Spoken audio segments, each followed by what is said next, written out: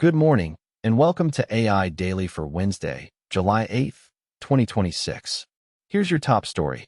For 2 years, the story of Chinese AI has been simple, cheap, capable, and everywhere. Models like GLM and DeepSeek spread across the world by costing a fraction of their American rivals. But now, according to a Reuters exclusive, Beijing is quietly considering something that would flip that script, curbing overseas access to its very best AI models. The exact same models that American companies are, right now, rushing to adopt. It's a story about power, cost, and who controls the frontier. We'll unpack the whole thing. But first, the rest of today's headlines.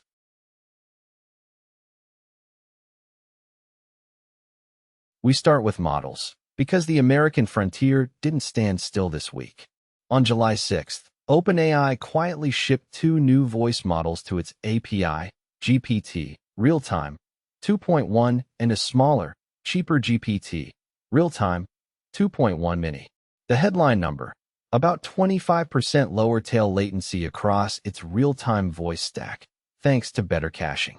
In plain terms, voice agents that talk back faster and stumble less. The full model gets sharper at recognizing letters and numbers, at handling silence and background noise, and at knowing when you've interrupted it. The mini tier is the more interesting move. It brings real-time reasoning and tool use down to a lower price point, which is exactly where voice assistants become cheap enough to put everywhere. No flashy launch event, just the quiet, steady grind of making machines that listen and speak feel a little more human. But not every frontier team is shipping on schedule.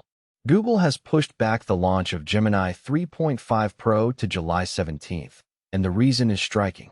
According to a report from Big Go, Google didn't just tune the old model. It threw out the entire Gemini 2.5 Pro architecture and rebuilt from the ground up. The overhaul reportedly targets the exact places rivals have been scoring points: mathematical reasoning, generating clean vector graphics and scenes, and raw image quality. The rebuilt model is said to carry a 2 million token context window and a new deep thinking reasoning layer for harder problems. A ground-up rebuild is a bold, risky move mid-race. You don't tear down the house unless you think the foundation won't hold the weight of what's coming. We'll see on the 17th whether the gamble pays off.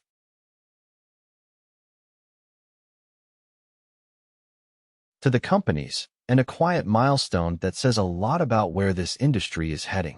As of this week, Anthropic's flagship Fable 5 is no longer simply bundled into subscriptions. Access through Pro, Max, Team, and select enterprise plans now runs on usage-based credits, rather than being folded into a plan's weekly limits. The generous 50% weekly inclusion that ran through the first week of July was, in the company's own framing, a temporary capacity measure, and now it's over. The message is unmistakable. The era of the free flagship is ending. As frontier models get more expensive to run, the labs are steadily pushing the true cost of intelligence back onto the people using it. And that single shift, premium American models getting pricier by the month, is the backdrop for everything else in today's episode. It's exactly why so many buyers have been looking elsewhere.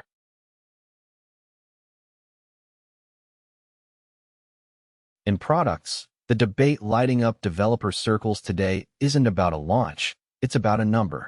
Y Combinator's CEO Gary Tan posted on X that he and his AI coding agents were shipping 37,000 lines of code per day across 5 projects, on a 72-day streak, calling it an absolutely insane week for agentic engineering.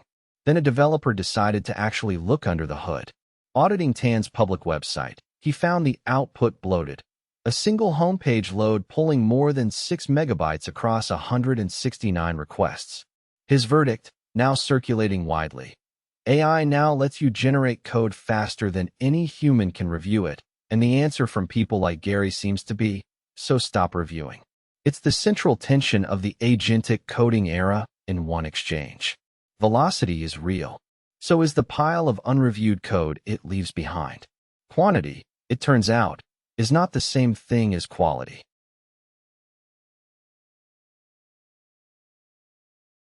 And now, the story we open with.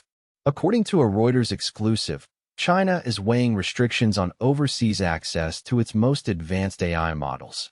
Nothing is decided. These are deliberations, but the details are significant. Reuters reports that China's Ministry of Commerce ran a series of meetings over the past month with Alibaba, ByteDance, and the GLM maker Z, the AI reportedly taking part. On the table, limiting foreign access to the country's top models, and critically, not just the closed ones.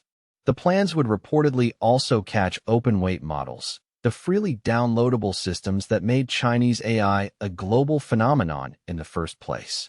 Officials are also said to have discussed making the leak or theft of proprietary AI technology an offense under China's national security law, and even new limits on who can fund domestic AI startups. Here's the paradox. Chinese open models spread precisely because anyone, anywhere could download and run them. Walling that off would trade global influence for control at home. And for the world's buyers, it points one direction. If the cheapest capable models get harder to reach, the cost of AI goes up.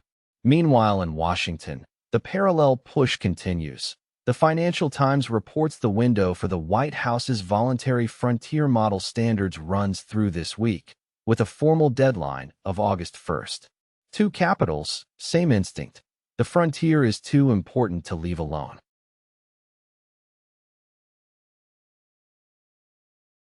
To the markets now, and as always, facts only.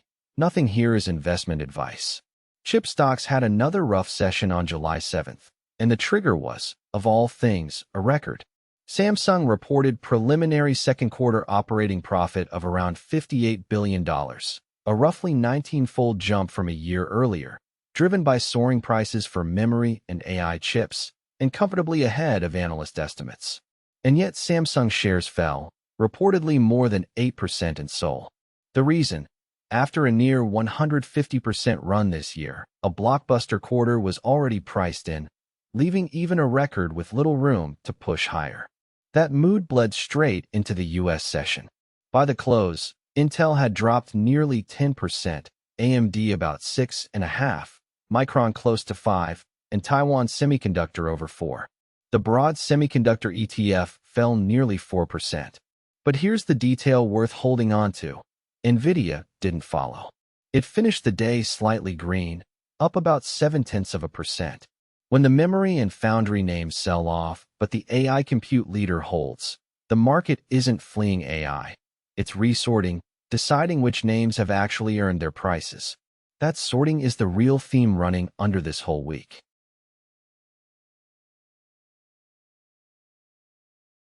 Finally, what to watch? July 17th is now circled. That's Google's new date for the rebuilt Gemini 3.5 Pro, and it'll tell us whether tearing down the architecture was genius or delay. Keep an eye on Washington, too. The window for those White House frontier standards runs through this week, and they could unlock the broad release of OpenAI's GPT 5.6 family, still limited to a couple dozen vetted organizations. And above all, watch Beijing. A single decision on whether to wall off China's best models could ripple through the price of AI for everyone, everywhere. That's your AI Daily. China weighing whether to wall off the models the world can't stop using, the American frontier both shipping and stumbling, and a chip market learning to tell hype from proof. Subscribe, and we'll see you tomorrow, same time, every morning.